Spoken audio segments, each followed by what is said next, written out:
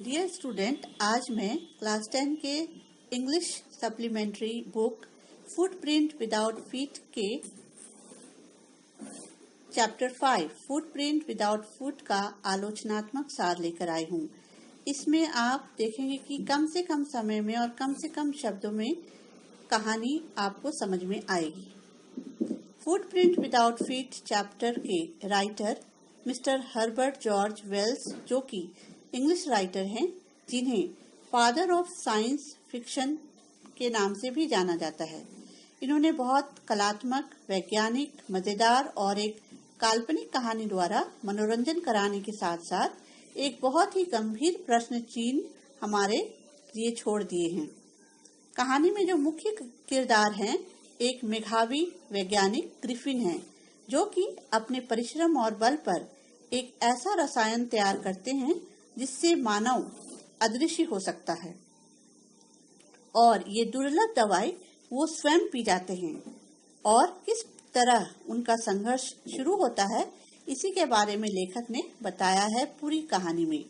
यहाँ एक खास बात जानने वाली ये है कि जब मनुष्य अदृश्य होता है तो शीशे की चादर की तरह, यानी दिखने में तो पारदर्शी है पर पूरा सॉलिड है। बीच का भाग खोखला यानी कि खाली नहीं है, जैसे कि शीशे में होता है। इसी कारण कहानी मजेदार और कलात्मक भी लगती है।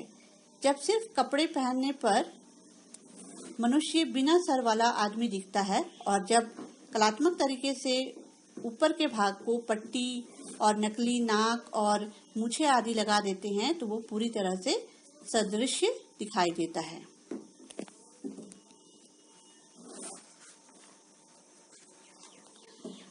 इतना मेधावी वैज्ञानिक जो ग्रिफिन है, उनका आचरण सही नहीं है।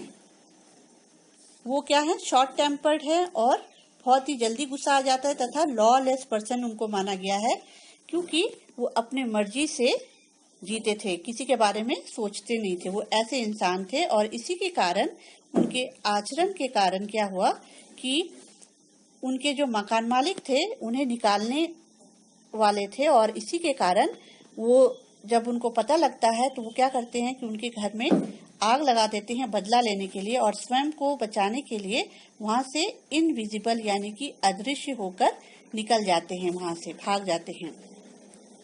अदृश्य होने के बाद वह स्वार्थी, हत्यारा और चोरी जैसे काम कर बैठता है। जब उसे ठंड लगी तो वह लंदन के एक स्टोर में बिना पैसों के अंदर जाकर गर्म कपड़े और खाना आदि खाकर रजाई में गर्माहट में चैन की नींद सो जाता है। ड्रामेटिकल स्टोर में अपना फेस पट्टी आदि लगाने के बाद जब शॉपकीपर से बचने के लिए उसने बहुत ही क्रूरता के साथ उसकी हत्या कर दी, और फिर जितना हो सकता था वो वहां से पैसे लेकर लूट कर चला जाता है।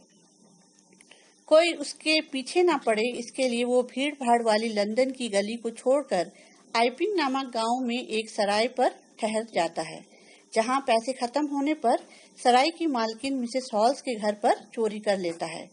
अदृश्य होने के कारण कांस्टेबल मिस्टर जैफर के हाथ या अन्य किसी के हाथ में नहीं आता है, और यहीं पर कहानी का अंत हो जाता है। पूरी कहानी में वैज्ञानिक कभी अपने आविष्कार का किसी अच्छे कार्य या सामाजिक कल्याण जैसे कार्यों में लगाता नहीं दिखता है।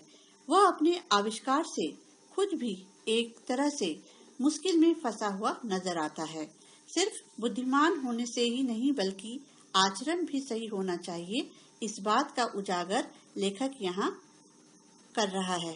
साथ ही जब मनुष्य को कुछ विशेष प्राप्त होता है तो उसका गलत प्रयोग या फायदा उठाना किसी के लिए भी हितकारी नहीं होता है।